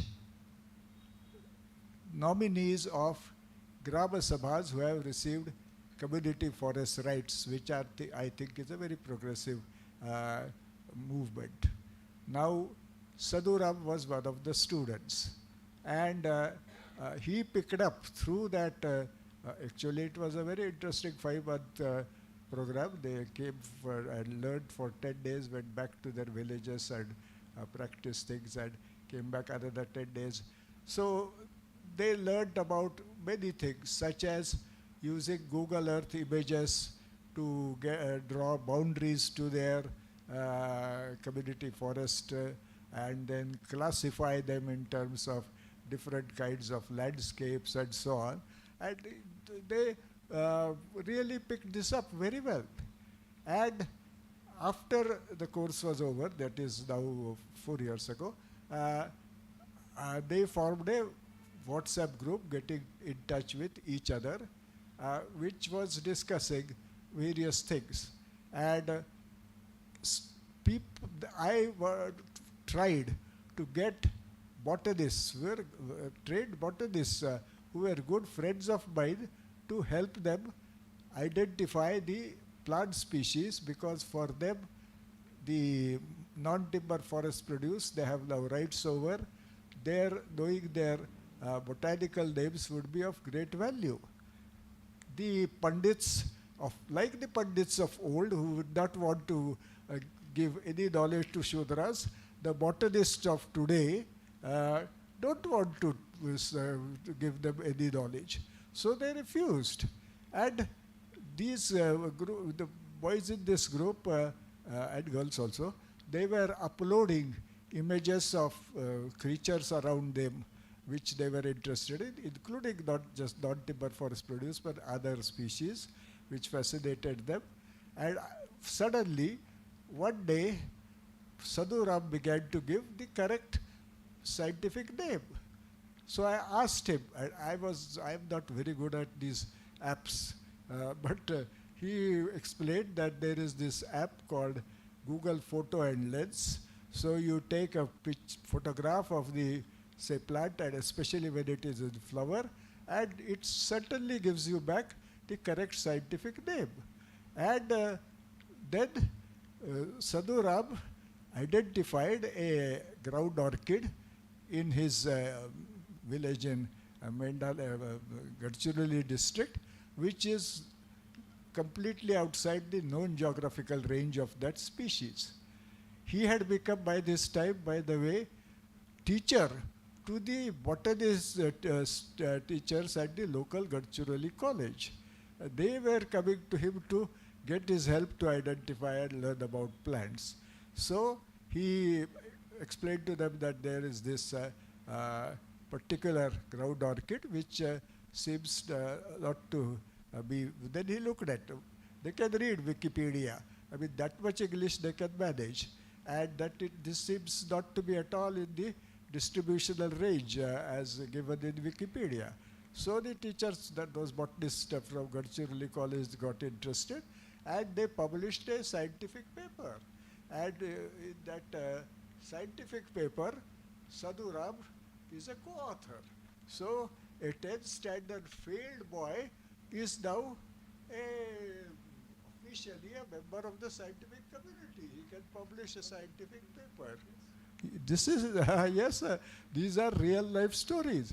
And I find that, yes, now with the all sorts of modern information communication technology tools. For example, earlier, lack of knowledge of English was really very prohibitive in terms of getting to understand what it, a whole lot of information. But now there is very good translation tools which would get what is in English into Marathi, or not yet so much Gondi, but certainly Marathi or Hindi and others, and they have access to an enormous range of information, even if they know nothing of English. So we have these possibilities opening up, and I think with the Samsung mobile, for example, makes available Devanagari script and other scripts also. I know Kannada quite well, so Kannada scripts and this and that. And all these are opening up enormous amount of information, and they can share with each other also. So now the Adivasi groups in Maharashtra, they with the Google Meet or Zoom can get together and have conversations about problems of Adivasi communities all across Maharashtra, from Western Ghats to Satpuras to these central Indian areas. So completely new possibilities have opened up. And I don't want to get involved into talking too much about politics. I think the results in these elections, which were so unexpected apparently, are due to the fact that it is these rural communities which are now beginning to figure out what is happening, and they are able to express themselves through the election process. And I am delighted that the process, maybe there might have been attempts to screw it, but it seems to have worked. And you have now a new, this welcome generation which can make its voice heard and which will have access to information like never before, access to contact each other and organize themselves like never before. And therefore, I think this welcome generation will actually now come to play a significant role. And it's not, I am an optimist, but I am not, I don't think this is a question of being simply optimist without any basis. I think this is optimism which is very well grounded in what is happening. I think that last chapter, the last is like only 4 pages or something at the end. I think you need to go back and actually convert this into a full-scale argument like you've given us. So clearly, what we have here, I think, is the idea of a pushback against the things that are happening, and the pushback is coming at various levels already, from movements which are happening, new ideas, and so on. All these things which are actually recorded. That's one. It's happening. Number 2, any number of opportunities which are opening up for doing it. How can we take it further down the scale into universities, into early life, and to do all this? Inspiring examples of how pathways which are lit up by individuals like this can be upscaled. And I think that lastly, and which I hear most loudly of all, is that the democratic framework, which many of us may or may not think is really fit for purpose for helping us to make an alternative, at least gives us the space for younger people or for other people, not just younger people, but all people who are actually part of the pushback to actually be able to express themselves. And I was just asking Amita, you know, in all these, the manifestos of the different parties, what was the space given to the environment? And she said 0. And so I think that's, but of course that doesn't mean that the people who are reacting in the way that you're mentioning are ignoring the environmental aspect. It may well be that that's really, for them, it's a very key basis for the pushback, but not necessarily for the people up there, that they're not bothering in this case. So that's a kind of an area that has to be bridged, and has been bridged so much by the kind of movements that you've all been involved with. I think all three of you and so many others which you mentioned. So I think we have some time, so please can we take a round of questions from on anything and everything. So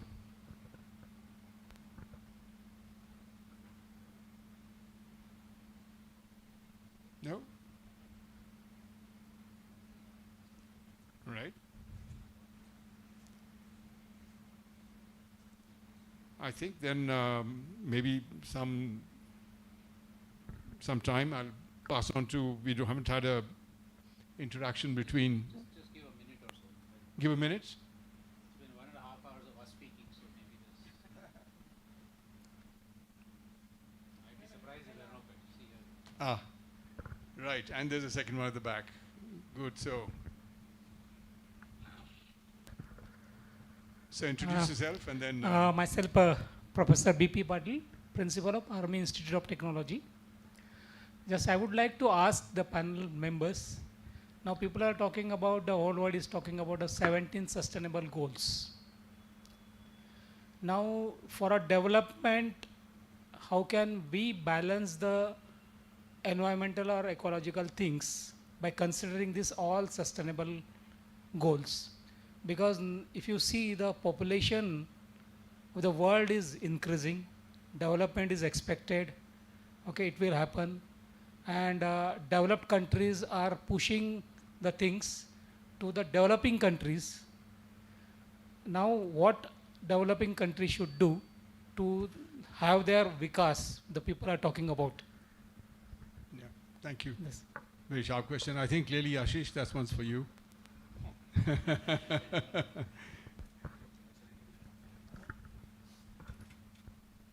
So we need a couple of hours more if no, there's no easy answer to this, but I think maybe a couple of points, and I'm sure Amita and Madhav have things to add, is as Ashwini said, this whole model of economic growth, the model of development that's been pushed down our throats for the last few decades is a very fundamentally flawed model. You cannot have infinite economic growth on a finite planet. That's a very clear thing, right? So that's one thing. But the second important thing here is to recognize which parts of humanity have actually grown way too much, including perhaps many of us sitting in this room, but of course the industrialized West and so on, and the global North as we call it, and need to scale down significantly. Like in Europe, movements are talking about scaling down by a factor of 10, material and energy throughput and consumption and so on. And which are the sections of humanity which actually haven't had the space to grow. They've not yet got enough food or enough energy or enough housing or whatever it is, right? So the issue of inequality combined with approaches of well-being, I don't even call it development actually, approaches of well-being that enable people to have all the basic things in life, dignified livelihoods, health, etc., and commit those who have actually gone way beyond their what limits they should be to come down. A few years back, I remember writing an article on what's called a sustainable consumption limit. I'm saying just like there's a poverty line, or let's say a basic minimum that everybody should be enjoying, and it's a shame if they're not doing it. We have to have fight for that. There needs to be an upper consumption limit. Does this room really need 10 air conditioners? No, 12, sorry. 12 air conditioners. Can institutions like this, which have the facilities and the ability, actually be building in ways that don't need so much power? I mean, that's just a small example I'm giving you. But I'm basically saying that we need to actually be able to look at right from the level of the individual consumption to societal processes of production, consumption and trade, because individual level is not enough, and consider issues of inequality and sustainability and so on within that. Sustainable development goals have unfortunately become more about how corporations can sustain their profits and governments can sustain their power rather than how we can all sustain the earth. Unfortunately, that's what's happened to the SDGs. So we have to go well beyond that and ask really much more fundamental questions. Economic growth certainly has to be thrown out of the window as a model of any kind of development, and to replace it with much more meaningful indicators of, does everybody have clean water to drink? Does everybody have clean air to breathe? Does everybody have the access or the possibilities of cycling to work, in not being scared of being knocked down by cars, etc., etc. These are the meaningful indicators rather than GDP, which unfortunately we've got stuck to. So these are just some elements of the response. I'm sure there's much more. I'd just like to recommend one book. It's called Too Many People, and it's by Ian Angus and Simon Butler. And I'm happy to email you a soft copy if you want it. It's a great book because it says that we have to go beyond what individual consumption levels are, because often the debate has been on, oh look, one American consumes 50 times more than one Bangladeshi, and focuses on where resources are really being wasted and extracted in a huge way, and that's largely corporations and the kind of wasteful consumerism they promote, and also a lot of it is to do with military spending and weapons. So it's a great book. It makes very clear and well-supported arguments, and I think it really nails the population question. Thank you. Yes, I know that you're next, but this goes to a thing which I think you had in your book, which was to do with the time when your father was in Cambridge and was supervised by Pigou. And the idea there was about, and he was the father of welfare economics, and the notion of externalities, which really goes to the heart of environmental destruction, because it's a transaction where all the negatives are given out to somebody else and you make the profits of something yourself. So I think that was at the heart of it, but also Pigou also was the person who was the first major systematic critic of the notion of gross national product, of national income, and saying that the national income, the very process through which you actually generate national income, has other collateral processes which takes away the well-being which you are supposed to get from it. So you cannot just take that as a measure, and I think that's really what is common to it. Ma'am, you have the floor. My name is Sujata and I'm from Kalpurix. My question is to Amita. Amita, one thing that you said resonated, and I think it's quite an important point, which is whoever the student is, whatever you do later on in life, whether you're a dentist or a banker or whatever, there should be a role to be able to make a positive change in whatever manner, in whatever field, because I think you can't expect majority of students to go out and take radically very different lives, maybe from their family members, etc. There's also the role model that you spoke about. So just interested to know if there are any initiatives in higher education for making this possible, maybe through a human values program in colleges. And I'm not thinking of the private universities or the private colleges, which may have a lot of funding, but is there any attempt from the government colleges? One reads of interesting initiatives in schools, even I think the Delhi government, at least from media articles, it seems like a really good initiative to have a human values oriented program. But are there any attempts in higher educational institutions in any of the states?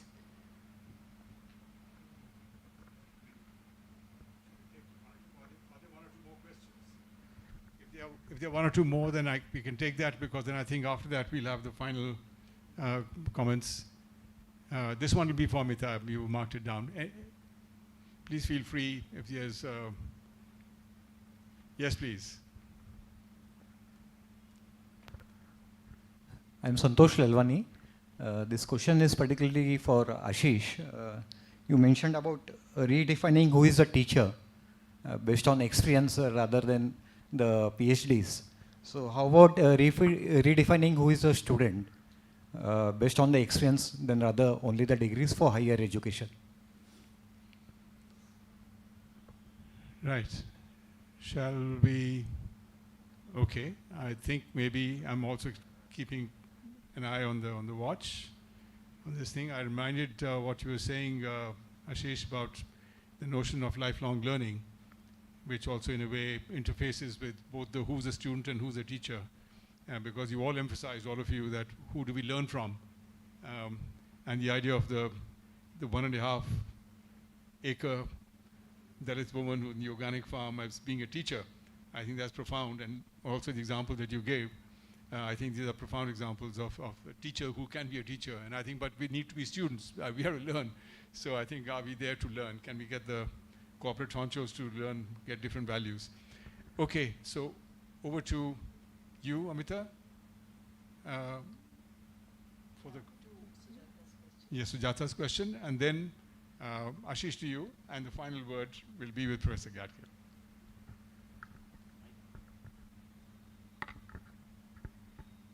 So I'm not sure, Sujata, I know of any such programs in public universities that are explicitly oriented towards getting people to, be more compassionate, to care about things other than themselves and so on. You're right, some private universities do it as foundational courses and so forth. So I think in public universities, currently it happens kind of accidentally.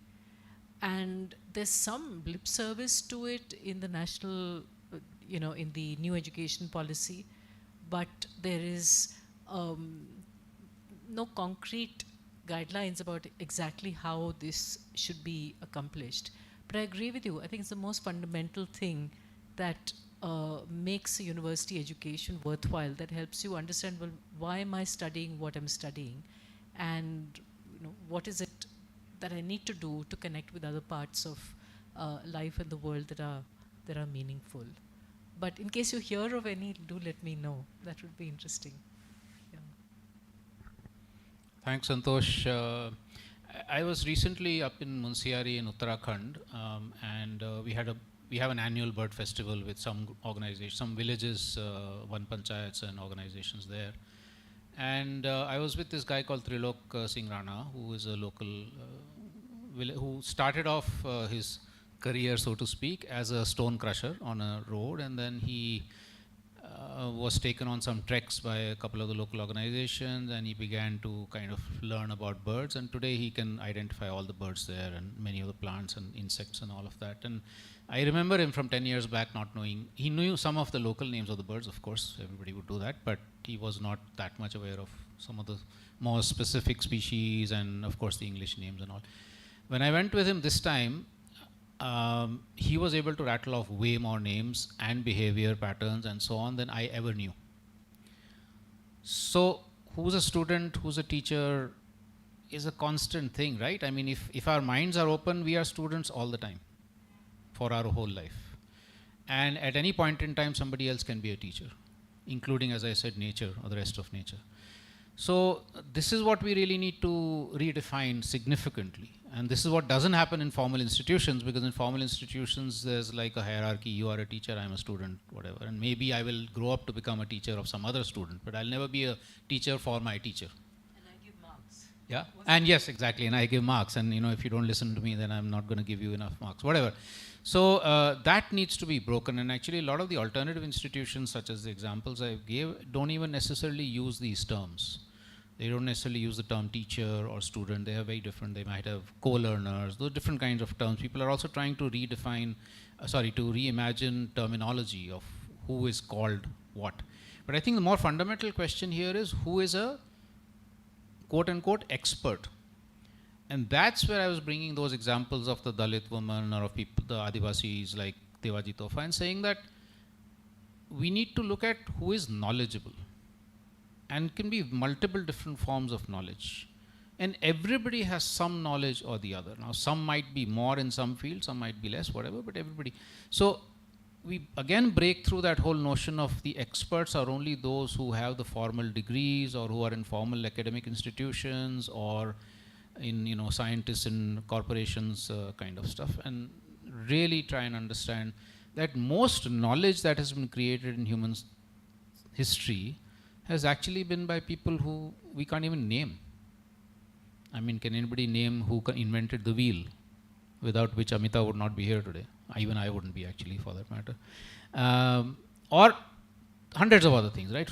I don't know who invented paper, for instance. Does anybody? We know where, but we don't know who. So anyway, these are just examples, but I think therefore really the fundamental rethinking is also about who do we consider to be knowledgeable, expert, and therefore then teacher, student, etc., and break those binaries or dualisms.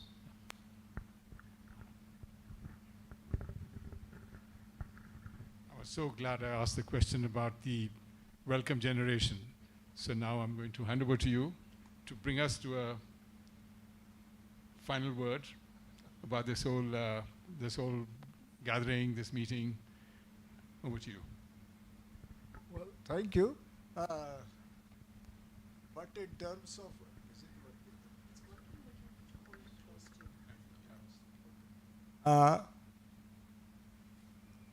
as Ashish was saying, certainly it's as a person, as an individual, I have now spent a lot of years on this earth, but I certainly am continually learning new things from many people. I took the example of Sadhu Ram, and then actually a whole range of other tribal activists who have taught me many things. I have lived in a fishing village for many, many weeks, and the fishermen have taught me many things.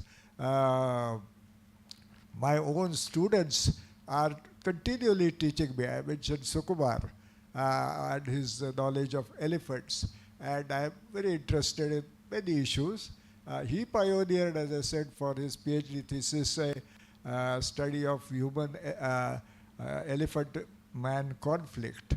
And I am interested in this issue today because in Kerala, in fact, several people in Wayanad have been trampled to death by elephants, and the Kerala government was forced to declare this human-animal conflict as a state-level emergency and have evoked disaster management machinery to control it.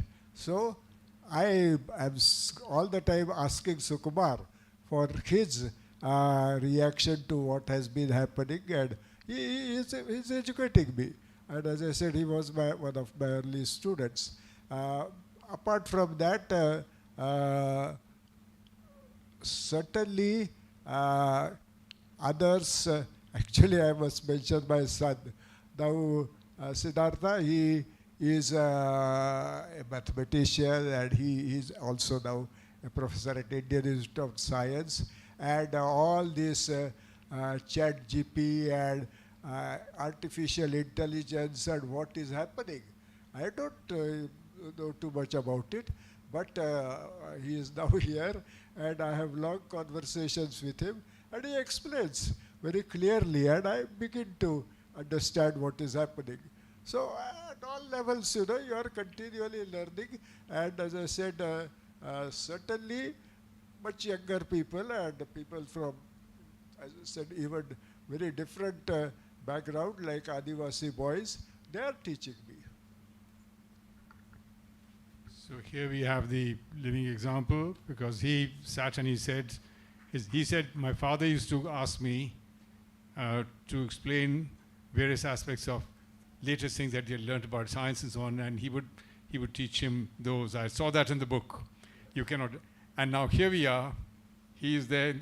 The roles are gone the other way. The hat is on the other side, and I think that's a wonderful example and a wonderful way to close this very nice conversation. And thank you all, especially, and it's a heartfelt thanks also, and keep well and keep going, and we look forward to your next book, and thank you all. Thank you to the esteemed panel. It was indeed such a exciting to listen to this conversation, as and it reminded me of conversations, or adda as we call it in Bengali. And one of the primary condition for an adda is that you don't keep your watch with you. But unfortunately, we have a timeline here, and we have to end this session. I just want to highlight before we go into the felicitation of our esteemed panelists, is that yes, we are at the crossroad of artificial intelligence. And today morning only I was telling this analogy to Ashwini that artificial intelligence is definitely extremely efficient in doing whatever human society is doing for the last 40-50 years. And the only analogy or imagery that comes to my mind is that, considering we are heading towards a cliff of planetary boundaries, cliff of tipping points, I'm not sure whether we should speed up. But unfortunately, we are speeding up, and we might be encountering the cliff sooner than later. But with that, let us go into our felicitation of our esteemed panelists. I would request Dr. Kalpita to hand over the token of appreciation to Ashwini Sheth for Professor Madhav Gadgil.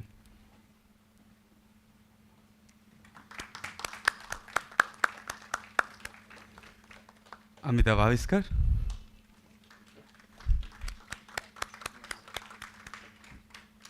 And Ashish Kothari.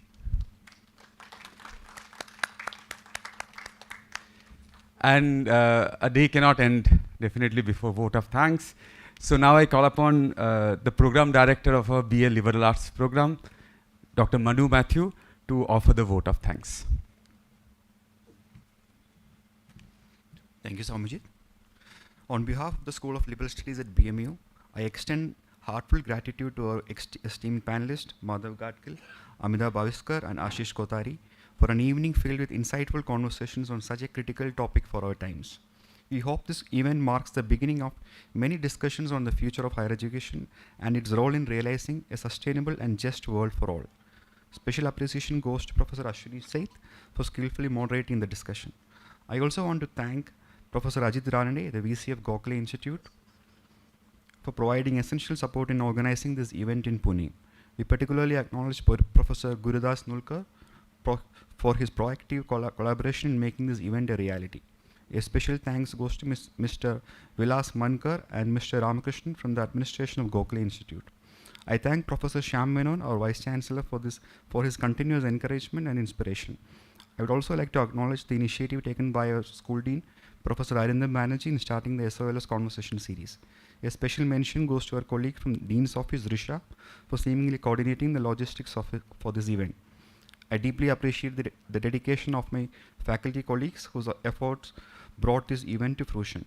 This event would not have been possible without the invaluable support from the BMU communication team members, especially Pankaj Parasar, the BMU IT team, and the BMU administration and finance divisions. Lastly, a heartfelt thank to all of our guests for participating in the SOLS conversation. We look forward to seeing you again in our future events, in person or online. Thank you.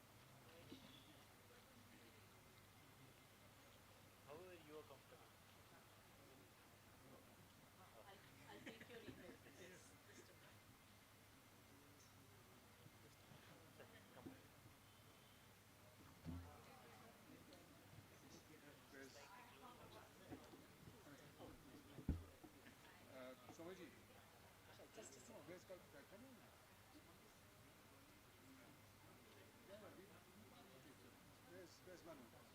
Manu?